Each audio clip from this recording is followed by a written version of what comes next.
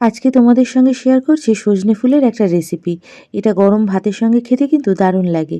এই রেসিপিটা আমি আমার মায়ের কাছ থেকে শিখেছি, তাই তোমাদের সঙ্গেও শেয়ার করলাম।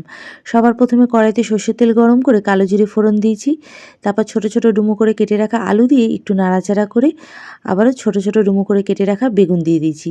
তারপর দিয়ে দিলাম স্বাদ মতো নুন আর হলুদ। এবার বেগুন আর আলুটাকে লাল লাল করে ভেজে নেবো। তারপর দিয়ে দিয়েছি 2 চামচ সর্ষে বাটা। সর্ষেটাকে আমি কাঁচা লঙ্কা আর নুন দিয়ে বেটে নিয়েছি। তারপর ভালো করে সব কিছুকে নাড়াচাড়া করে দিয়ে দিলাম ধুয়ে পরিষ্কার করে রাখা সজনে ফুল। এবার সব কিছুকে ভালো করে মিশিয়ে নেব। তারপরে কয়েকটা চেরা কাঁচা লঙ্কা দিয়ে 3 থেকে 4 মিনিটের জন্য লো ফ্লেমে ঢেকে দিয়েছিলাম। ঢাকনাটা খুলে সব কিছুকে ভালো করে আবারও নাড়াচাড়া করে নেব। তারপর দিয়ে দিয়েছি স্বাদ মতন চিনি।